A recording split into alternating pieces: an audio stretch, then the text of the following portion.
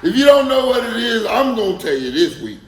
The season is coming, and it's Wednesdays with Warren, and we are in training camp. Do your thing. We are in training camp, man. This is season 2, episode 1 of Wednesdays with Warren. Okay. We got one season behind us. This is the Kickoff show for season 2. Before we get to training camp, because we here now. Yeah.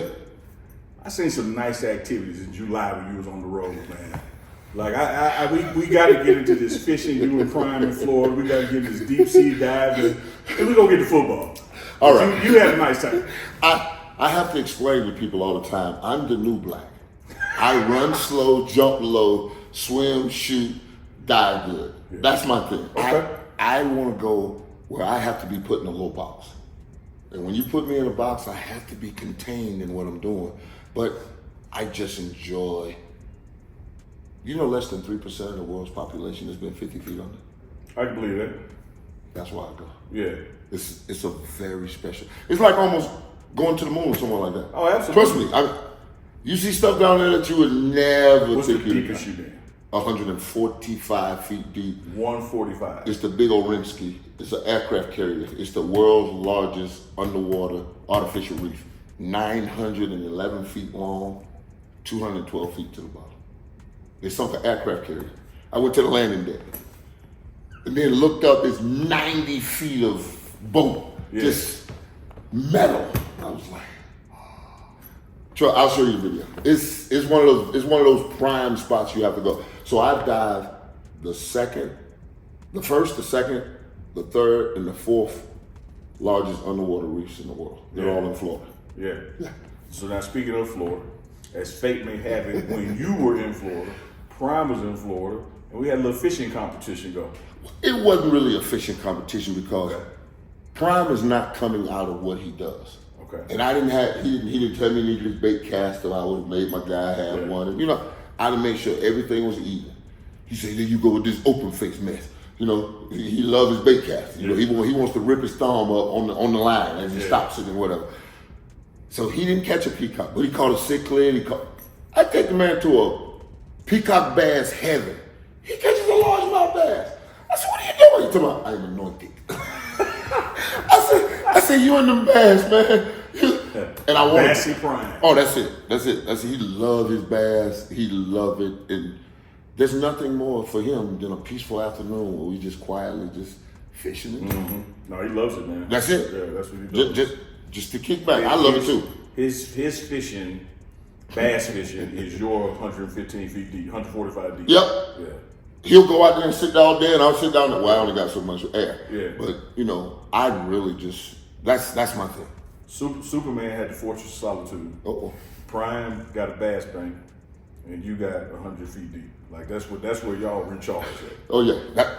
I love it. It's so free. You're just free. I mean, I don't know how to explain it. I really, really don't. I mean, like I can explain catching a python. That's like sacking 4 quarterbacks at one time. But going down 150 feet. Hold on. You went by that too fast, Lord. Oh, yeah. Catching a python I can is like explain what? catching a python is like sacking 4 quarterbacks at one time. At one time. Cause when you talking about a 10-foot monster that can wrap and kill you and swallow you, yeah, there's no quarterback can do anything to me.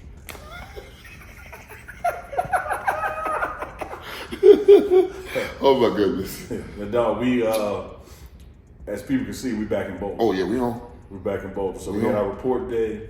We're gonna have a couple of days of practice under us. What are you seeing, not just from the defense, but the team overall, since we had summer 1, summer 2, and we back at it? It's football time now. You know what? Those player-led practices, you can see the bounce going.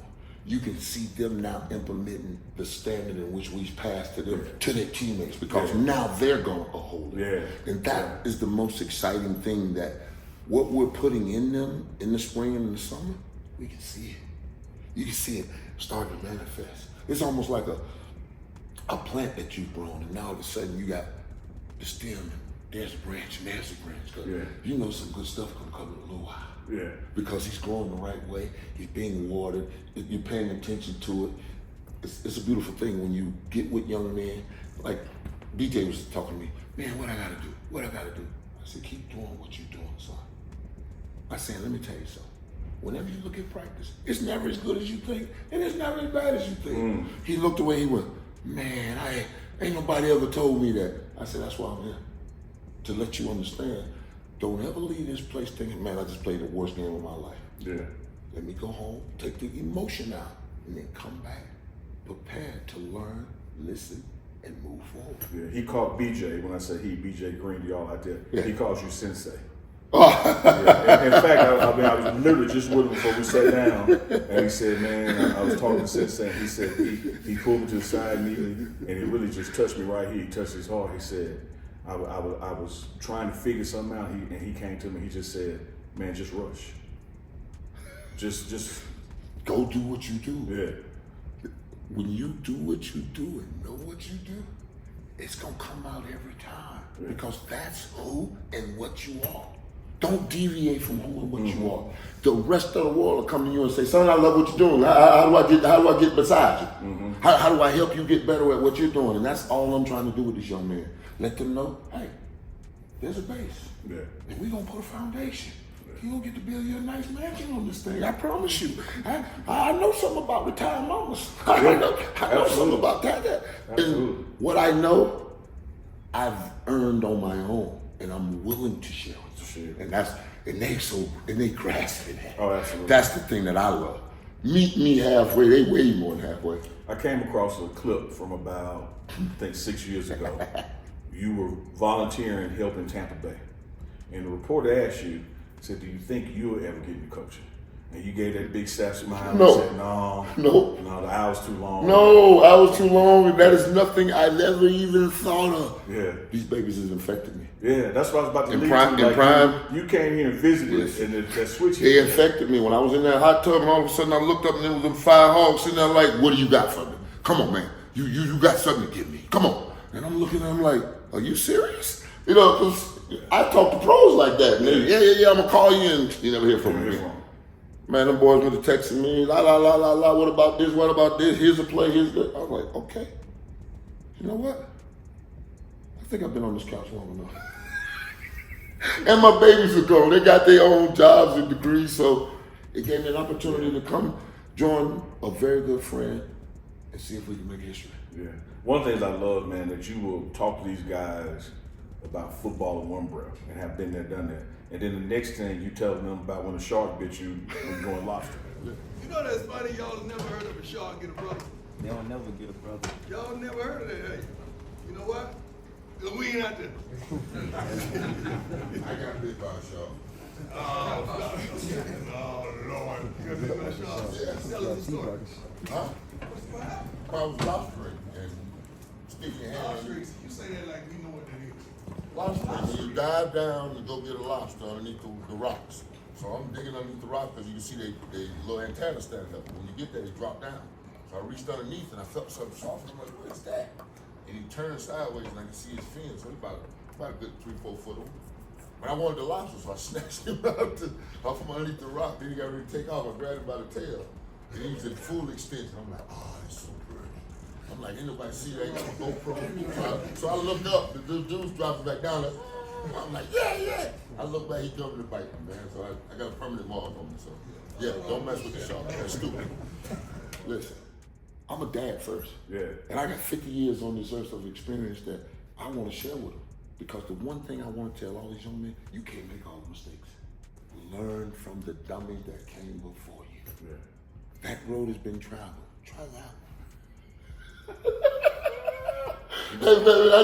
I just want them to open their mind, because if you don't think you can be Pablo Picasso or the greatest thing on earth, if you can't manifest it, how do you do it? How do you get it done? Yeah. If you can't think it and manifest and have a plan to get there, what are we doing? Yeah, Coach talked about what it takes to go from that gap of good to great. And he used you as an example in the meeting. I mean, he said, it's years and years of grinding consistently on top of it, because there's nothing great in the world. Yeah. You gotta build great. And I think we use the word great too much. Oh, he's great. How about good? He's okay. Yeah. He's excellent. Well, what? All those words are beneath great. Yeah. Great is the... Ooh. I just want to instill in the young men that greatness is in them. You just have to manifest it. It's your skill and your will. I keep saying when you that. talk about great, here's what I'm seeing, and here's what I'm saying. You got a defensive line here that has upgraded from individual talent that's been brought in.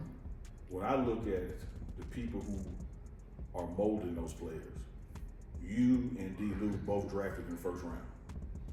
I think we both was the 12th pick. Like, come on, man. Like, And we have. He got 10 years of playing. I got 13. He's got 4 more coaches. Yeah. So we got 27, almost 3 decades to pour into these things. I guarantee you, we will not leave a stone unturned. I guarantee you this, because we're almost the same, but we're different. Yeah, absolutely. Yeah. Almost the same, but we're different, and but 2 country bumpkins go swing that y'all swing coaching style meshes well, but y'all are we are two different. We are 2 different people, but we think about the game in a very similar way, and that's a beautiful thing. And we're able to communicate and get what we want to the kids. And I say, I like that. We'll do it that way. Yeah. No, but you did. No. I like what you just said. We're gonna do it that way. Yeah. You know, and that's what we do. Yeah. Because y'all not competing. This ain't about us. This ain't about us. We ain't getting wins and losses. Whether you have played at every level. Yes. You've been around coaching staffs where it's a competition between coaches. It's E and A. My ego, my attitude, and how I advance my career. That's what you normally get. We don't have that here. I love it. I play golf with the O-line coach. Yeah. Big field, Lowell's. Yeah. I'd never want to be around an O-line coach ever in my life. But And then out there on the field, y'all trying to bring the best out of each other. Yeah. Because I'm sharp. You see it. Yes. You see it. When your unit good and my unit good and we battling, boy, I hate to see when you come in here and gotta face us. Yeah, absolutely. Because we've been waiting on a different color. I'm gonna share with you and them. It's something I shared with Coach Prime one-on-one, just me and him talking. Because I was here last year and I've been with Prime for the past 5 seasons. I said, man, one thing you got now in D. Lou and Coach Sapp is a year ago, the players played somewhere between fear and not totally having a grasp of what their assignment was.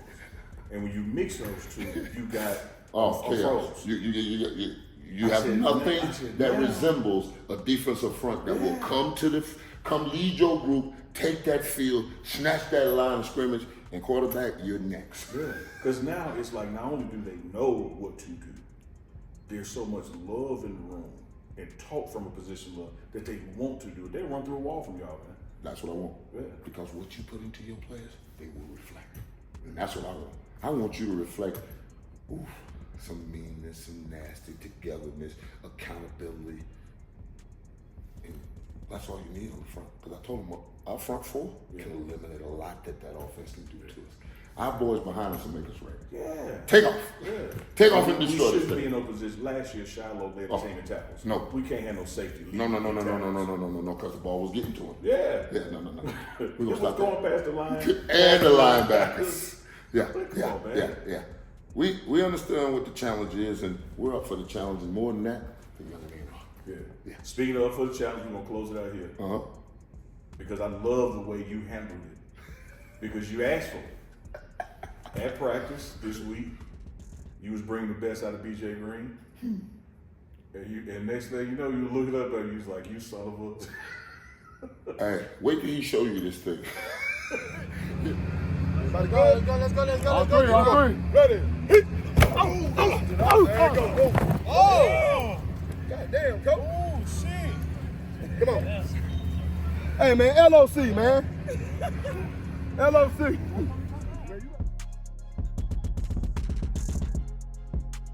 You good.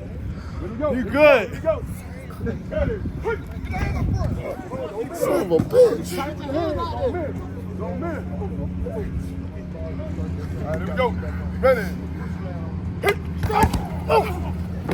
There we go. Trying to send me a message. You next. Go. Yeah, you're not supposed to do that to somebody you call sensei. But boy, did I get a beating. Jesus.